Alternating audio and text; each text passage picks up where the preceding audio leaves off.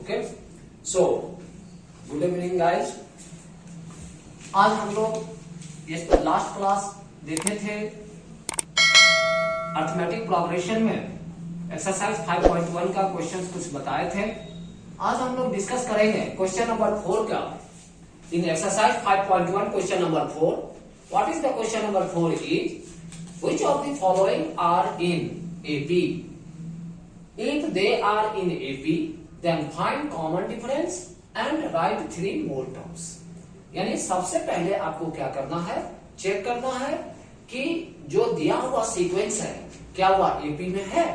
अगर वो एपी में है तो उसका कॉमन डिफरेंस फाइंड कर लीजिए और आप नेक्स्ट जो 3 मोर टर्म्स जो है सो आपको फाइंड करना है।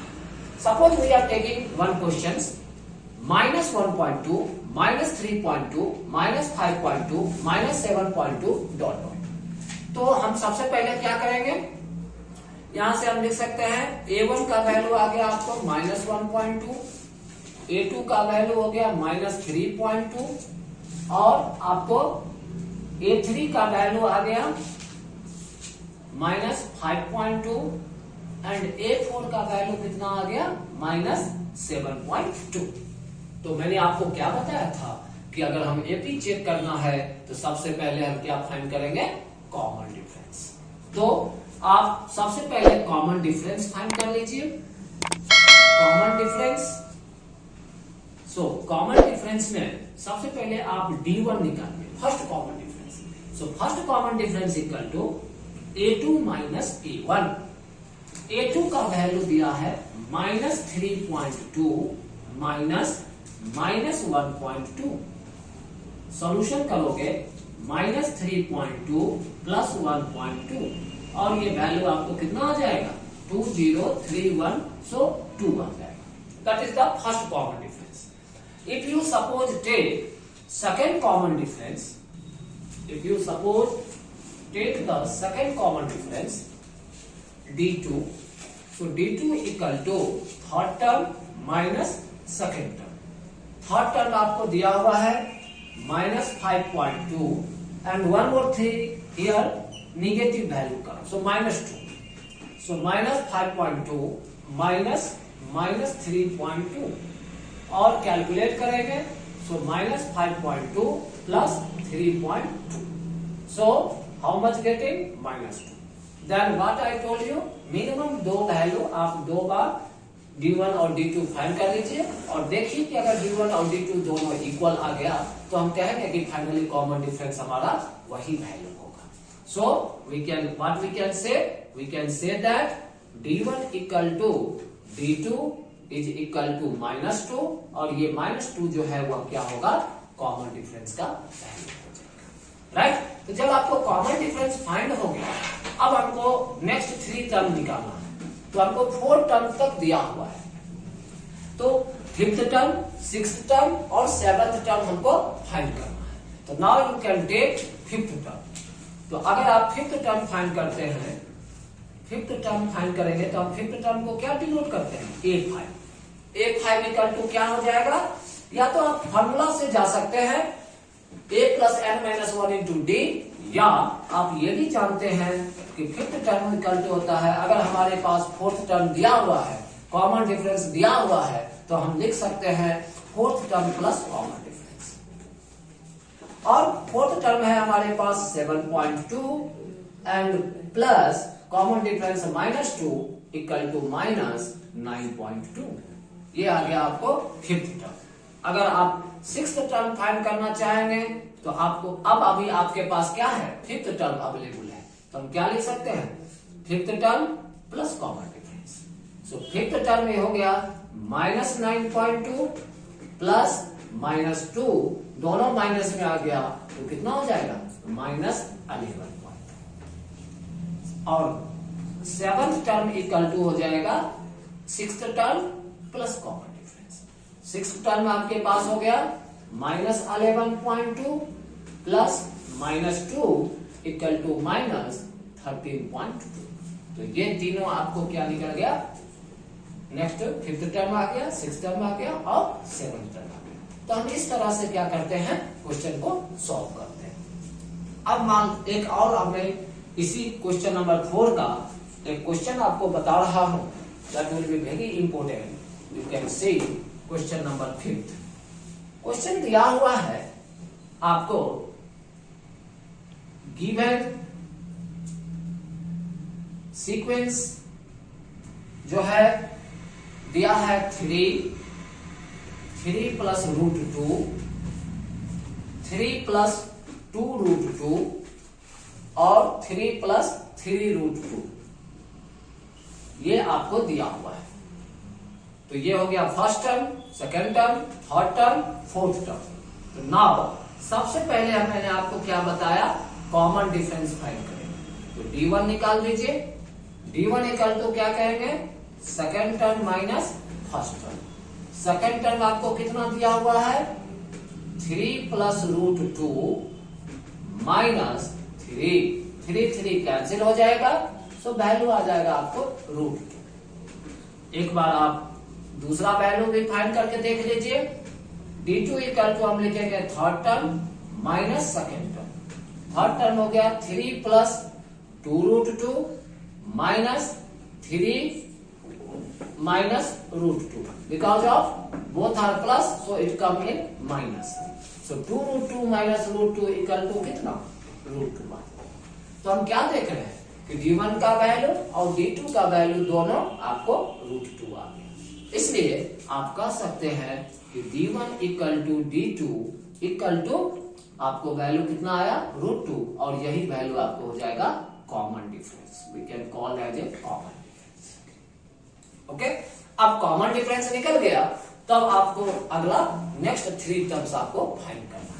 तो आपके पास 4 टर्म दिया हुआ है, तो अब आप फाइंड कर सकते हैं 5th टर्म से। तो 5th टर्म को हम लिखेंगे A5। A5 इक्वल टू कितना, 4th term plus common difference. 4th term आपके पास दिया हुआ है 3 plus 3 root 2 plus root 2 equal to 3 plus 3 root 2 plus root 2 equal to कितना, 4 रूट 2। A6 का वैल्यू हो गया 5th term plus common difference. 5th term हो गया 3 plus 4 root 2 plus root 2 equal to 3 plus 5 root 2। और next 7th term equal to आ गया 6th term plus common difference. So 3 plus 5 root 2 plus root 2 is equal to 3 plus 6 root 2। इस तरह से आप क्या करेंगे, पहले हम कॉमन डिफरेंस चेक करेंगे। कॉमन डिफरेंस फाइंड करने के बाद कहेंगे कि यह गिवन जो सीक्वेंस है वह AP में है, और फिर हम नेक्स्ट 3 टर्म्स फाइंड करेंगे। क्लियर?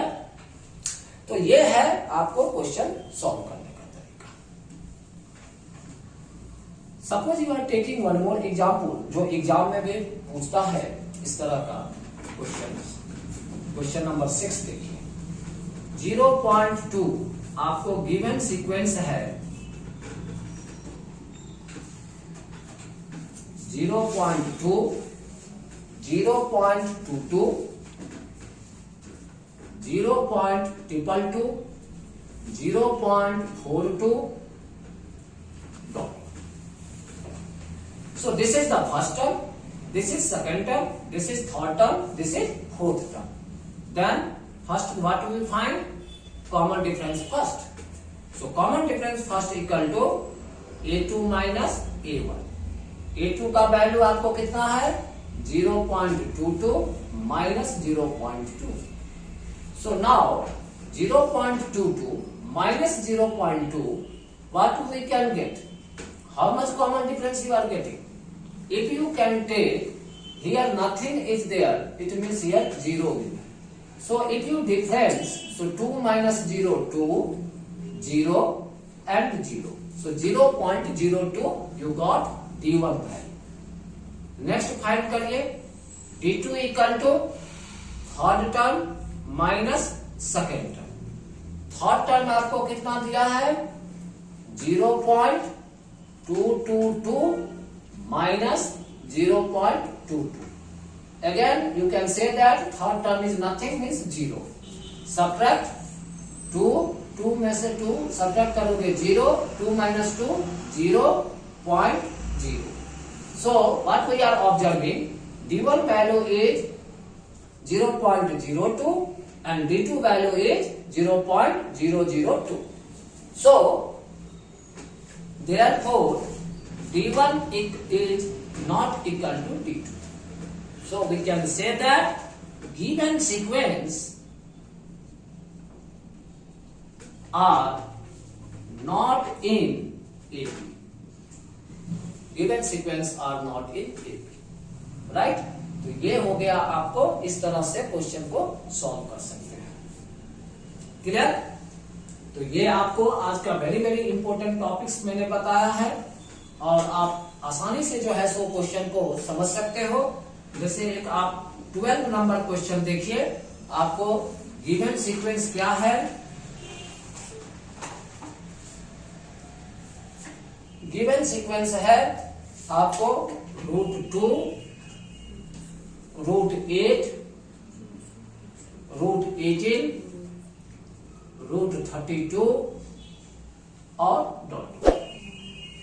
अब समझिए कॉमन डिफरेंस फर्स्ट हम निकालेंगे. क्या बताए?